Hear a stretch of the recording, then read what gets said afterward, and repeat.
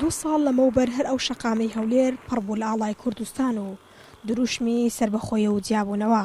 بەڵام ئێستا دیمەنەکە جیاوازە. بەتەنیش هەر ئاڵایەکی کوردستانەوە ئاڵایەکی عێراق بە مەبەستی ئامادەکاری بۆ ڕێوڕەسمی سوێند خواردنی سەرۆکی تازەی هەرێمی کوردستان هەڵکراوە. ئەمە بەلای بەشێک لەو هاوڵاتیانەی ڕۆژانی بەر لە ڕەفراندۆم خوازیاری جیابوونەوە بوون، دیمەنێکی نەخوازراوە و پێیان وایە ڕەنج بە خەسار چوون کاتێک بۆ ڕەفراندۆم هەموو هێز و پێزی خۆیان خست بووە خزمەتی سربەخۆییەوە. ئەگەر سەرکردەکانی ئێمە بستن بۆ بەغدا و بۆ ناوچەکانی تری عێراق ئایا عەڵەمی کوردستان هەردەدرێت؟ پێشوازی دەکرێت؟ بێگومان ئەمە ناخۆشە، ئەزمانەوە نیە، ینی پێمان خۆشە لە تەک ئاڵای عێراق ئاڵای کوردستان زیاتر بێ، یەک بابەدوو بێ، چونکە ئەمە نیشتیمانی کوردانە، وڵاتی کوردانە. ئەزمان دەکرێت ئێستا کە نەتیجەی ڕیفراندۆمەوە بە ئاڵای کوردستان بەتەنیا بووە. ئێمە زۆر ڕیفراندۆمان کرد و ئەومان کرد ئازاد بین، نەمان کرد ئیستیقبالی دوژمنی خۆمان بکەین کە خینی می خواردیا.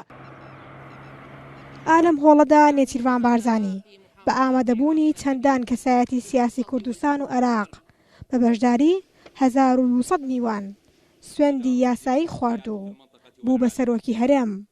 سەرۆکی هەرێمی کوردستان ئەرکەکانی خۆی بۆ داهاتوو باس کرد کە یەکێکیان پەیوەندی سیاسی و ئابووری باش لەگەڵ بەغدا و وڵاتانی دراوسێ و جیهان بوو. وڵاتانی هاوپەیمانی دژی داعش ڕۆڵی کاریگە و بوێرانەیان بینی لە هاوکاری و سەرپەرشتی پێشمەرگە بۆ کۆتایی هێنان بە دەستهەڵاتی تەرۆریستانی داعش. سوپاسی بێپایان بۆ حکوومەت و هێزی سەربازی هاوپەیمانانی نێودەوڵەتی بە سەرۆکایەتی ئەمریکا و هەموو وڵاتانی بەشدار لە ناوچەکە و لە جیهان کە بۆنە هۆکار و گەرانتی گەڕانەوەی هیوای ژیان و ئاشتی و ئازادی لە هەرێمی کوردستان و لە تەواوی عێراق. سەرۆک کۆماری عێراقیش سەرباری هەموو ئەو بۆچوونە سیاسی جیاوازانەی کە لە ڕابردوودا هەیبوو ئەمڕۆ هاتووە پیرۆزبایی لە سەرۆکی تازەی هەرێم دەکاتەوە، بەڵێن بۆ عێراقێکی یەکگرتوو دووبارە دەکاتەوە. هەمومان دەزانین دۆخی ناوچەکە ئاڵۆز و دژوارە و پێشبینیکردنیش بۆ ئایندە زۆر ڕوون نییە. خەڵکی عێراق لە ڕابردوودا تاڵاوی چەندین جەنگی سەپێنداویان چەشتووە و شەڕی نەخوازراوی ماڵوێرانکەریان بەسەردا سەپێنداوە. دوایینیان شەڕی تێرۆریستانی داعش بوو کە بە خەباتی پڕسەروەری و هاوکاری و هاوسەنگەری سوپای عێراق و هێزی پێشمەرگەی کوردستان و حەشتی شەعبی و بە پشتیوانی هاوپەیمانانی نێودەوڵەتی و دۆستان توانرا دوای قوربانیدان و خۆبەختکردنێکی زۆر سەرکەوتنێکی مێژوویی بەسەر مرۆڤکوژانی داعشا تۆمار بکرێت.